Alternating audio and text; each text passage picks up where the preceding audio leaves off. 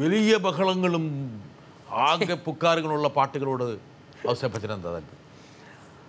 അത്തരമൊരു പാട്ട് നമുക്ക് വളരെ ആവശ്യമാണെന്ന് തോന്നിക്കഴിഞ്ഞാൽ അത്തരം പാട്ട് ആക്സെപ്റ്റ് ചെയ്യും.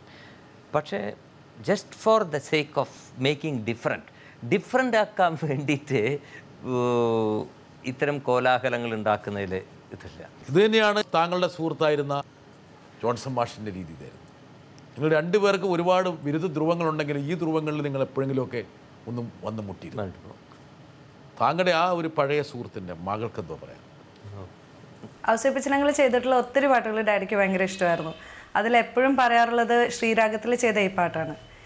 ഏതോ വാർമുകിലിൽ കിനാവിലെ മുത്തായി നീ വന്നു ഓമലേ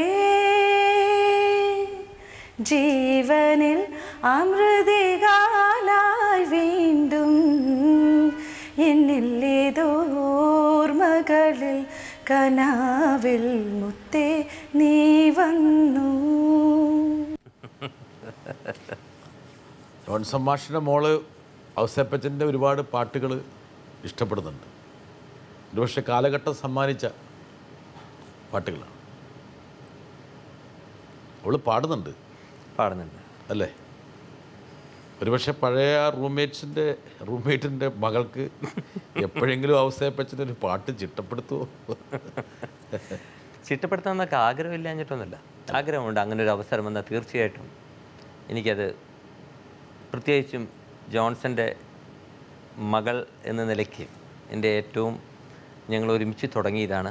വളരെ വളരെ ആത്മാർത്ഥ സുഹൃത്തുക്കളാണ്. വഴക്കിടലൊക്കെ ഉണ്ട്. അത് പകൽ നടന്നാൽ പിറ്റേ ദിവസം ഒന്നിച്ചാകും. ഒരുപാട് വഴക്കിട്ടില്ലെങ്കിൽ അത്ഭുതമാണ്. ഒരുപാട് വഴക്കുകൾ. അത് കാരണം വളരെ ചെറുപ്പത്തിലേ വളർന്നതാണ്. ഒരു എന്ന് പറഞ്ഞാൽ സത്യം പറഞ്ഞ ഒരു പക്വതയൊക്കെ വരുന്നതിന് മുമ്പുള്ള പരിചയമാണ്. അപ്പോൾ പക്വത വരുന്നതിന് മുമ്പ് നമ്മൾ ആവശ്യത്തിന് അനാവശ്യത്തിന് നമ്മൾ വഴക്കിടും. ഒരു ഏജ് ആയതിനു ശേഷമാണ് വഴക്കിടുന്നതിന് മുമ്പ് വേണോ വേണ്ടേ എന്നൊക്കെ തീരുമാനിക്കുക. ഇതങ്ങനെയല്ല, പെട്ടെന്നാണ് കാര്യങ്ങൾ. അപ്പോൾ തീർച്ചയായിട്ടും അങ്ങനെ ഒരു സിറ്റുവേഷൻ വരണം.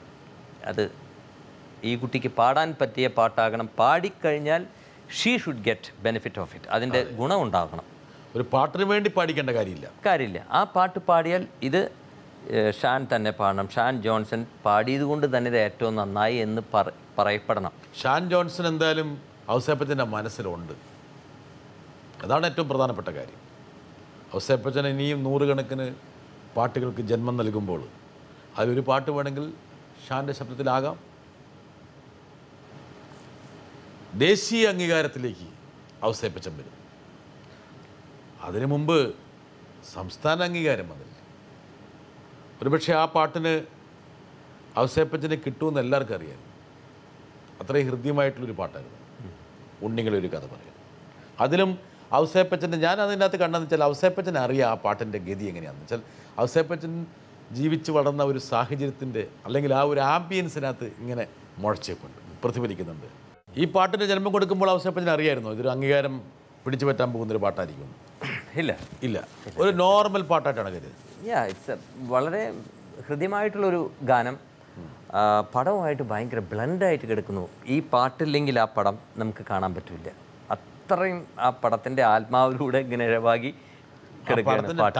ടൈറ്റിലാണ്. പിന്നെ ആ പടത്തിൽ 3 പ്രാവശ്യം ഒരേ ലിറിക്സ് ഒരേ ട്യൂൺ വ്യത്യസ്തമായ ഭാവങ്ങളിൽ അവതരിക്കപ്പെട്ടിട്ടുണ്ട്. അപ്പം അങ്ങനെ ഒരുപാട് ഇമ്പോർട്ടൻസ് ആ പാട്ടിൻ്റെ ആ പടത്തിലുണ്ടായിരുന്നു. പിന്നെ അതിൻ്റെ റീ റെക്കോർഡിങ് മ്യൂസിക്കിൽ ആ ഈണം തന്നെ വീണ്ടും. അപ്പം ത്രൂ ഔട്ട് ഒന്ന് മൈക്കെടുത്താൽ ഉണ്ണികളെ ഒരു കഥ പറയാം, ഈ പുല്ലാം കുഴലിൻ കഥ പറയാം. ഉണ്ണികളെ ഒരു കഥ പറയാം, ഈ പുല്ലാം കുഴലിൻ കഥ പറയാം. പുൽമേട്ടിലോ പൂങ്കാറ്റിലോ, പുൽമേട്ടിലോ പൂങ്കാട്ടിലോ, എങ്ങോ പിറന്നു പണ്ടിളം മുളം കൂട്ടിൽ. ഉണ്ണികളെ ഒരു കഥ പറയാം, ഈ പുല്ലാം കുഴലിൻ കഥ പറയാം.